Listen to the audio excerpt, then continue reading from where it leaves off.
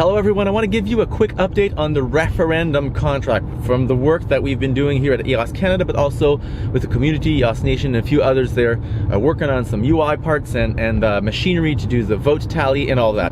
I wanted to clarify one thing, especially regarding concerns about spam. So the design of the system means that an authoritative account will post things to be voted on in a referendum or in a small community, okay? So there's really no risk of spam for the following reason, is that it is not possible for everyone or anyone to post in the name of an account. And all the UIs will pick up the proposals or questions asked in one account. For example, EOS.io. EOS.io is the system account for block producers. When block producers are going to be happy with certain words or proposals and they're going to be willing to execute the outcome of a referendum, then they will cross-sign, multi-sig, a proposal for everyone to vote on.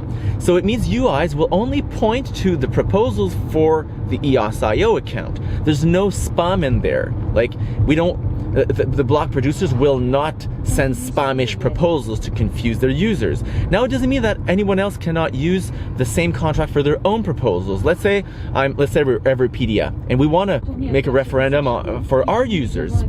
So we can create proposals under our account, like the Everpedia account. And the reason for that is that it only makes sense for the authoritative account, the account that can actually execute the outcome of a referendum, to post it.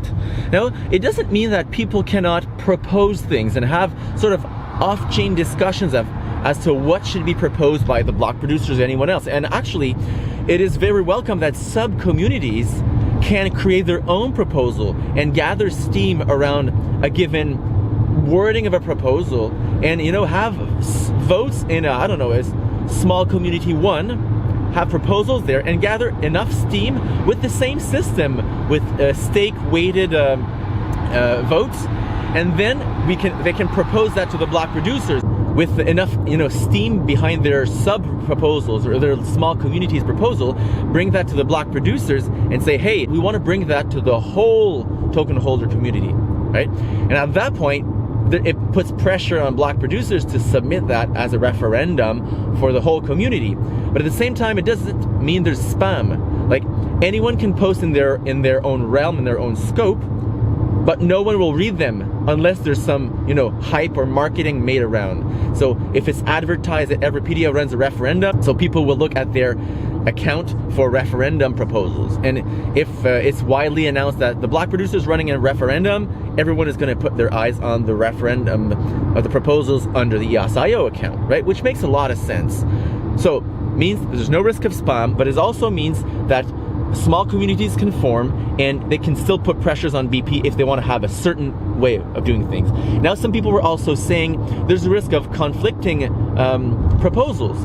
Well, yes and no, right? BPs will not put out a proposal that contradicts another proposal. It wouldn't make sense. They'll sort it out before. They might do a smaller referendum or, you know, another smaller community thing, or, you know, word it differently, but they will not make it themselves inconsistent. It wouldn't make sense of them. So I hope that clarifies things. If you have any questions, drop by the EOS Canada channel on Telegram. There's also a channel called Referendum Smart Contract or something like that. We can link it back in our channel. I hope this helps, and we'll see you next time in the office.